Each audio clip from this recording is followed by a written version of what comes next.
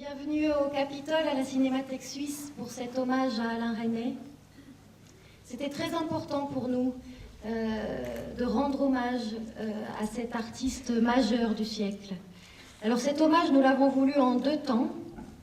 La première partie a déjà eu lieu, c'était le 20 mars. Nous avons projeté, grâce à la collaboration avec le distributeur suisse du film, Film Copie, Aimer, boire et chanter, son dernier film, en avant-première. Et pour cela étaient présents Jean-Louis Livy, le producteur, et Caroline Sillol, une des interprètes principales. Et ce soir, voilà, nous avons voulu en quelque sorte boucler la boucle et présenter son tout premier long métrage de fiction, Hiroshima mon amour, sorti en 1959. Film qui a marqué à la fois son temps et durablement l'histoire du cinéma. La copie que vous allez voir ce soir est une copie restaurée par le laboratoire de Bologne, sous la supervision du chef opérateur que vous connaissez sans doute, Renato Berta, qui par ailleurs a travaillé plusieurs fois avec Alain Resnais. Et c'est la première fois en Suisse qu'on a la possibilité de voir cette copie restaurée qui a été présentée pour la première fois à Cannes il y a de ça à peine 1 an. Alors, il est impossible de saisir en quelques mots le foisonnement du cinéma d'Alain Resnais, tant il a su à la fois capter les plus grandes douleurs du XXe siècle, que ce soit les camps de concentration, on pense à Nuit et brouillard, que ce soit la guerre, Hiroshima mon amour, ou que ce soit même l'Algérie, Muriel. Mais c'est aussi quelqu'un qui, avec la même précision, la même finesse, s'est penché sur les émotions humaines les plus intimes. Et là, on peut aussi penser, entre 1000 autres, aux infinies variations de Smoking, No Smoking. Il a dit d'ailleurs de son cinéma: j'aimerais que mes films soient considérés comme des documentaires sur l'imaginaire. Et ça, c'est quelque chose qu'on retrouve aussi tout au long de son travail, puisqu'il a traversé les genres. Il est passé du documentaire à la fiction, il est allé vers la comédie, il est allé vers l'adaptation théâtrale. Et au sein même de ses films, il a toujours déjoué les codes, jouant avec le spectateur, insufflant du récit dans ses films documentaires, au contraire mettant des images documentaires dans ses films de fiction, des images d'archives, dont sans doute la première séquence d'Hiroshima mon amour est un des exemples les plus saisissants. Mais ce soir, ce dont nous voulions surtout vous parler, c'était d'Alain Resnais au travail. Il a une façon tout à fait particulière de travailler, et notamment une grande fidélité pour ses acteurs. C'est depuis les années 80 ce qu'il a appelé lui-même la comédie Resnais, avec Pierre Arditi, Sabine Azéma, son épouse, André Dussolier. Mais c'est aussi une grande fidélité pour certains membres de son équipe technique. Alors j'ai déjà cité Renato Berta, mais Sylvette Baudreau en est un exemple extrêmement fort, puisqu'elle le rencontre au moment d'Hiroshima mon amour. Il l'a choisi comme script. Elle fait Hiroshima mon amour, elle fera 17 films avec lui. Et il faut dire que si les 2 derniers films d'Alain Resnais, elle ne les a pas faits, c'est parce qu'elle était en train de travailler sur les 2 derniers films de Roman Polanski, à savoir Carnage et La Vénus à la fourrure. Donc elle est aussi la script de Roman Polanski. Elle a plus de 60 ans de métier derrière elle, elle continue à travailler. Elle a travaillé pour Jacques Tati, elle a travaillé pour Hitchcock, La main au collet, elle a fait le dernier Laurel et Hardy. Elle a été la script de Louis Malle, elle a été la script de Costa Gavras. Il est absolument impossible de citer tous les cinéastes pour qui elle a travaillé, tant la liste est longue et impressionnante, mais ça fait d'elle une des scripts les plus importantes aujourd'hui. Alors Sylvette Baudreau, merci d'être venue nous rejoindre à Lausanne pour parler d'Alain Resnais. Bienvenue à vous. Je crois qu'on peut l'accueillir chaleureusement.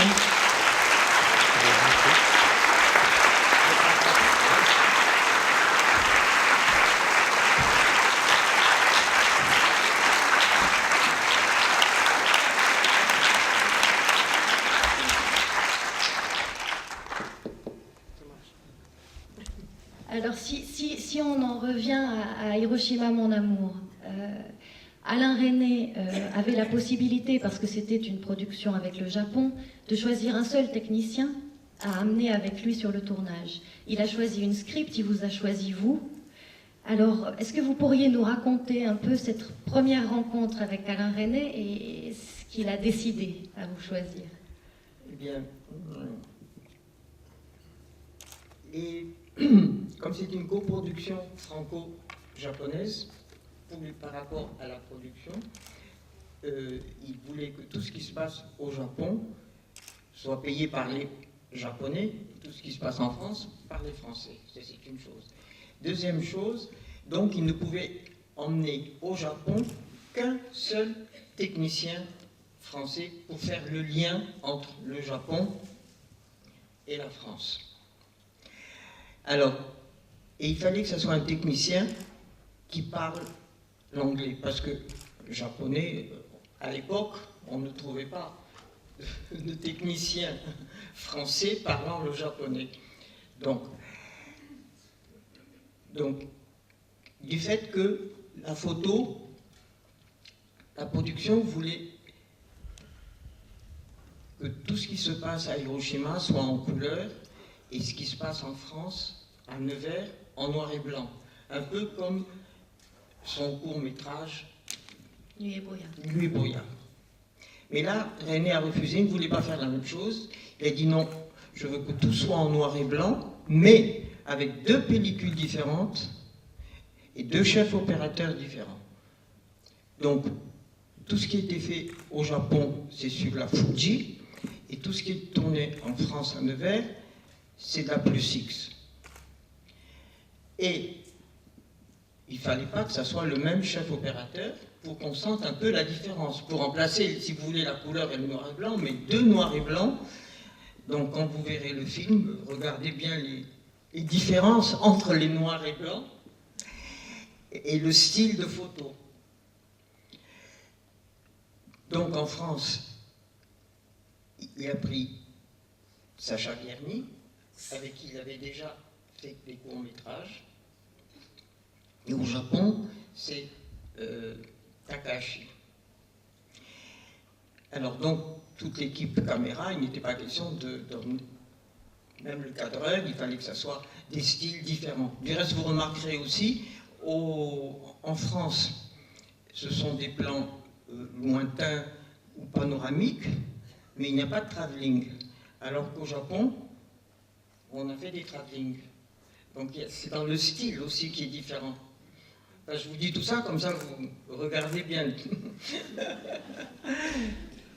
Donc il n'était pas question d'amener le chef opérateur et l'équipe caméra au Japon. Il fallait que ce soit 2 équipes différentes. Ensuite, le producteur a dit, ben, va amener l'ingénieur du son. Non, il voulait au Japon des sons typiquement japonais.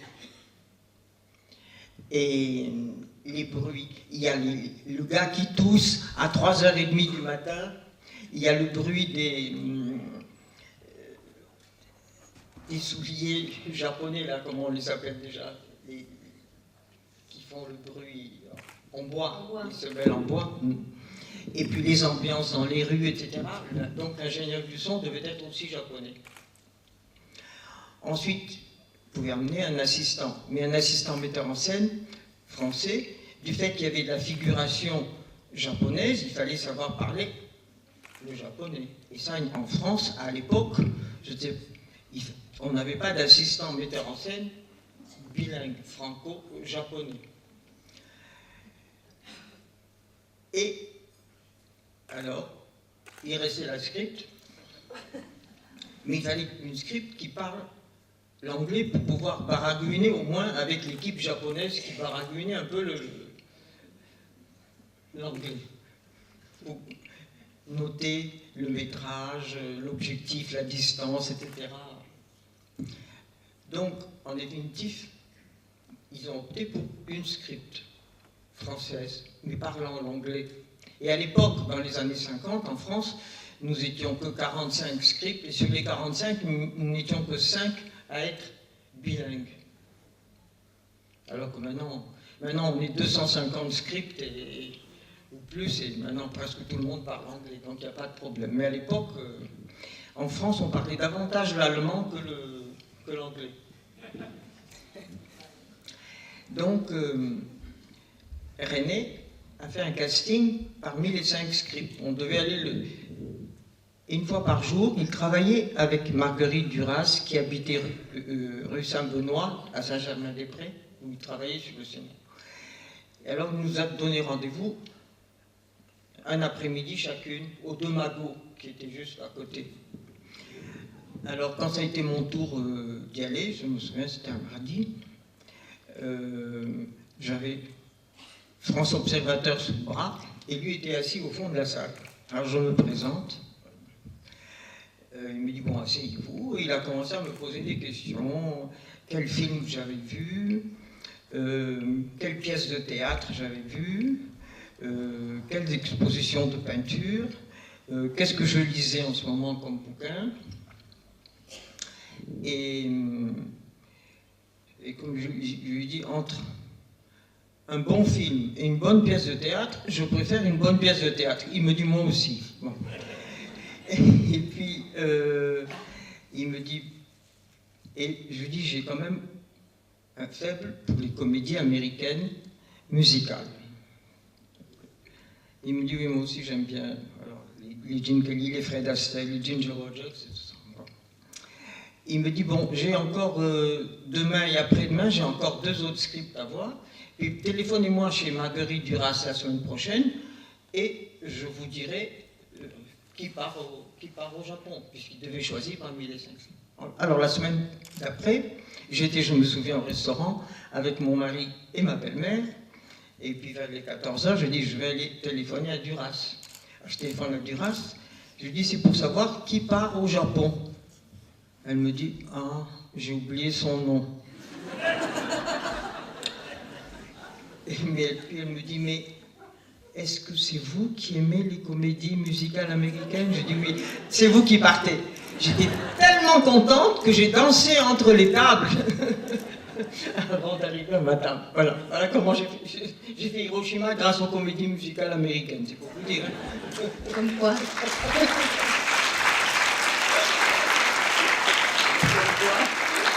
Dans la vie, hein.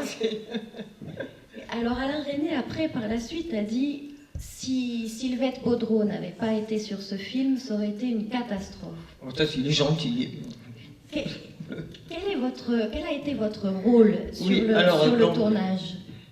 Donc, ensuite, René, qui avait travaillé avec Marguerite Duras sur le scénario et tout, est parti quand même au début août au Japon, tout seul, faire les repérages et puis trouver un acteur, parce qu'il hésitait entre 4 ou 5 acteurs. Et faire des repérages, et il y a toute une correspondance entre René et Duras. Il lui disait qu'est-ce qu'il avait trouvé, etc. Et puis nous arrivons, je suis arrivé avec Emmanuel Riva 3 semaines après. Et à l'époque, le voyage en avion était très long. Entre Paris, on est passé en Alaska, et puis d'Alaska, Tokyo. Parce qu'il y a eu un arrêt en Alaska pour refaire le plein d'essence. Ce qui fait qu'on a eu un déjeuner, un dîner, un petit déjeuner en avion, et le lendemain, encore un déjeuner, avant d'arriver à Tokyo. Donc c'était très long, alors que maintenant c'est beaucoup plus rapide. Et donc nous arrivons à Tokyo. Et là, René finissait un peu le découpage déjà. Et j'en ai profité. Emmanuel Riva a acheté un Rolleiflex et moi j'ai acheté un Mamiaflex, l'appareil photo. Et c'est grâce à ça qu'il y a toutes ces photos que nous avons prises. Et Emmanuel Riva, pendant qu'on faisait les repérages avec René et l'assistant japonais, qui parlait un peu anglais, Emmanuel a fait toute une série de photos qui ont été publiées après. Enfin, elle a fait des tas de photos. Un livre chez Gallimard, hein? Pardon? Chez Gallimard, oui. Il y a le bouquin chez Gallimard. Ouais. Elle a fait des tas de photos, elle s'est imprégnée d'Hiroshima, etc. C'est ce qui justifie dans le film quand il lui dit « T'as rien vu à Hiroshima ?» Elle dit « J'ai tout vu à Hiroshima. » « T'as rien vu à Hiroshima, j'ai tout vu à Hiroshima. » Vraiment, elle avait fréquenté beaucoup de pêcheurs, de vendeurs, etc. Elle a fait des tas de photos formidables. Ouais. Et puis, nous, de notre côté, avec René et l'assistant japonais, on a fait tous les repérages et la liste dans quel ordre on tourne, parce qu'il faut faire un plan de travail. Et le plan de travail, c'est en fonction des heures, en fonction des disponibilités, des lieux où on tourne. Et puis il y avait la fameuse scène où on voit tout le défilé. On défile avec les pancartes, etc. Et ce qui fait que... Et ensuite, on a fait donc un plan de travail. Le plan de travail, comme dans tous les films, on tourne très rarement dans l'ordre chronologique du film.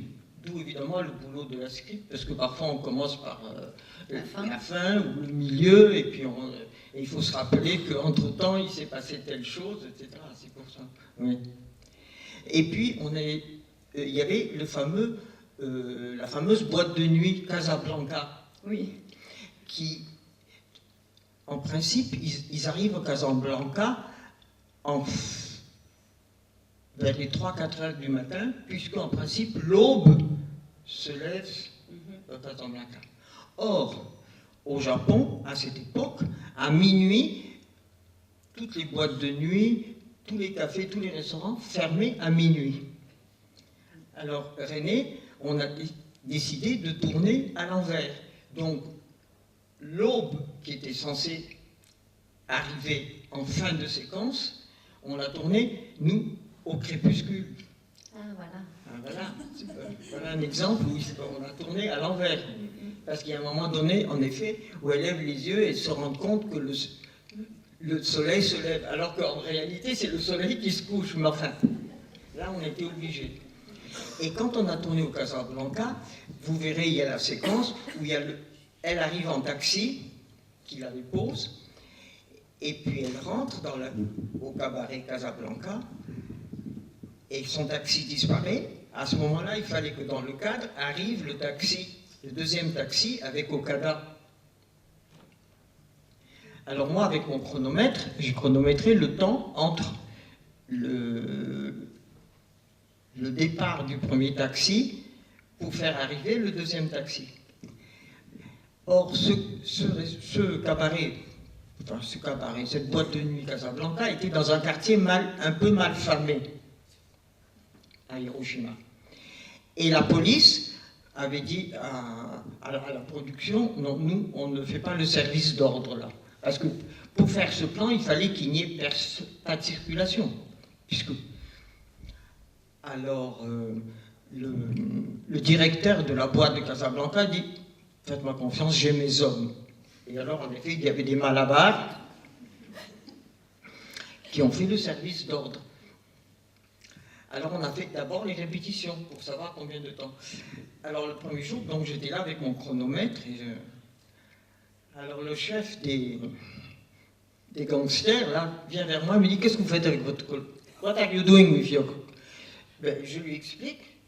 I am timing the time between the first taxi and the second taxi. Ah bon. Le lendemain, au jour du tournage, ils étaient tous avec un chronomètre autour du cou. Et alors, pendant les répétitions, ils venaient me voir. C'est bien, c'était le bon minutage. Bon. Alors on tourne cette séquence donc au Casablanca, à l'extérieur et à l'intérieur, à l'envers, puisqu'on commençait par le crépuscule qui était l'aube, puis après... Et en fin de soirée, donc il était 1h du matin, moi je faisais mes rapports, puisque moi mon boulot de script, c'est aussi de faire les rapports pellicules pour le laboratoire. Telle prise, et puis quelle prise on tourne, quelle est la bonne, quelle est la mauvaise. Alors j'étais là sur mon petit pliant en train de faire mes rapports. Je vois les 6 gangsters là, avec le chronomètre qui étaient là autour de moi. Je me suis dit maintenant, qu'est-ce qu'ils veulent que je leur apprenne? Comment on calcule la pellicule? Comment on fait les rapports? Je ne sais pas. Alors, et il y avait le chef qui me dit, You sleep with me. Ah, je m'y attendais absolument pas. Ah bon? J'avais les 6 pieds, je me suis dit, j'en dors avec un, et les 6 autres, il faudra passer aussi à la casserole. Bon. Alors, heureusement, à ce moment-là, il y a René et Eriva qui partaient, et alors René qui me dit, ah ben Sylvette, vous avez fini vos rapports, on peut vous emmener en voiture. Je dis, monsieur, s'il vous plaît, venez, rapprochez-vous. Alors il vient, et je lui dis, s'il vous plaît, félicitez ces messieurs pour le service d'ordre et tout. Alors René commence à me dire, thank you very much, et j'en ai profité pour moi. Vous avez aussi, en plus de tout ça, été doublure lumière, je crois. Alors, oui, ça c'était la séquence Casablanca. Oui. Alors, en plus de ça, en effet, pendant le tournage, donc en préparation, j'ai fait donc l'assistant metteur en scène. Pendant le tournage, je faisais mes rapports, mais je faisais aussi la doublure d'Emmanuel Riva, parce que à l'époque, la pellicule était beaucoup moins sensible que de nos jours. Et alors, ça mettait un certain temps à éclairer. Et alors, en général, tous les acteurs à l'époque avaient ce qu'on appelle une doublure lumière. La doublure qui était là, et alors le chef opérateur, ce qui permet à l'acteur ou à l'actrice de se détendre, ou d'aller s'habiller, ou de faire des raccords maquillage. Mais il y a des acteurs qui parfois ont plusieurs doublures. Quand j'ai travaillé avec Elizabeth Taylor, elle avait une doublure lumière et une doublure image. Parce que les plans lointains, quand elle était assise à une table, ou quand elle dansait, ou de loin, il y avait quelqu'un qui lui ressemblait, qui avait la même taille, la même coiffure, le même costume, qui de dos, donc elle ne se fatiguait même pas dans les plans d'ensemble. C'était une doublure. Et même, et c'était avec Warren Beatty, je me souviens, dans les plans où on était sur Warren Beatty, avec elle en amorce, c'est-à-dire la caméra est derrière elle, donc elle est juste en amorce. Elisabeth Taylor ne voulait pas les faire. C'était la doublure, celle qui lui ressemblait. Mais le seul problème, c'est que cette doublure ne parlait pas l'anglais. Alors moi, j'étais derrière, et alors Warren Beatty lançait sa réplique, et moi je lui répliquais en anglais, comme si c'était elle qui parlait, comme la caméra était derrière. On ne voyait pas que c'était la doublure. Alors je dis à Warren Beatty, excuse me, I don't have the good accent. Il me dit, never mind, I love it. Oh. Ben, c'est pour vous dire, c'est un métier où on fait beaucoup de choses. Oui. Et alors, si on revient à Hiroshima. À Hiroshima et à René. René était monteur. Oui. Est-ce que cette compétence qu'il avait était sensible pour vous? C'est quelque chose que vous avez senti à la fois au moment du tournage, au moment du découpage du scénario? Est-ce que c'était différent? Au moment du découpage, oui, on sent qu'il a un côté monteur. Et du reste, comme la pellicule était japonaise, a été développée et tirée au Japon, la Fuji. Oui. Il a fait même un premier montage. J'ai une photo de lui en train de faire un premier, en train de regarder la pellicule au Japon. Oui. Il était vraiment, on sentait du reste même dans son découpage, enfin on sent qu'il avait le sens du montage. Oui. Il a été monteur de d'Agnès Varda, il a été monteur. Oui. Et puis avec les acteurs, comment il était? Est-ce que c'était quelqu'un de très... Il répète avec les acteurs individuellement avant le tournage et en tête à tête. Moi, je n'insiste pas, mais je sais qu'il répète avec chacun d'eux et il leur demande à chacun d'eux de faire la biographie de leur vie en tant que personnage. Je veux dire, ils jouent tel personnage. Mettez-vous tellement dans la peau de ce personnage et faites la biographie de votre personnage. Et ça, il demande ça à tous les acteurs dans tous les films. Et ça, c'est un tête-à-tête, et c'est un travail qu'il fait individuellement avec chaque acteur. Puis je sais que vous faites des rapports à la fin de chaque journée de tournage, donc vous avez une vision très précise du nombre de prises que fait un réalisateur, du métrage qu'il utilise de pellicule chaque jour. Est-ce qu'Alain Resnais était quelqu'un qui faisait beaucoup, qui tournait beaucoup, qui faisait beaucoup de prises? Il fait une moyenne de 5-6 prises. Enfin, ça arrive parfois dans certaines séquences d'en faire davantage. Je me souviens, il y avait une scène avec Charles Boyer, c'était dans Stavisky, il y avait Jean-Paul Belmondo, à un moment donné, à Charles Boyer, qui disait juste « dommage ». Il lui a fait dire de 10 façons différentes. Dommage, dommage, dommage, dommage. 10 façons différentes. Ça arrive, oui.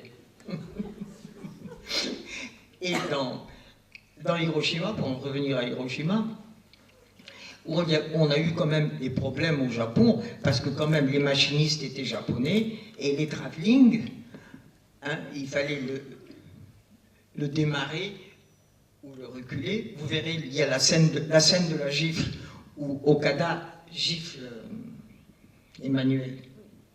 Et là, à ce moment-là, il y avait le travelling qui devait démarrer, suivant en fonction du texte. Et alors, évidemment, le machiniste était japonais, et elle parlait français. C'était pas commode de savoir exactement à quel moment démarrer. La pauvre, on a dû le faire une dizaine de fois. Elle avait la joue enflée comme ça en fin de journée. La gifle, vous verrez. Mais je ne me souviens pas quelle prise il a choisi en définitive. Écoutez, Sylvette Baudreau, merci beaucoup en tout cas d'être venue nous parler ce soir. Merci.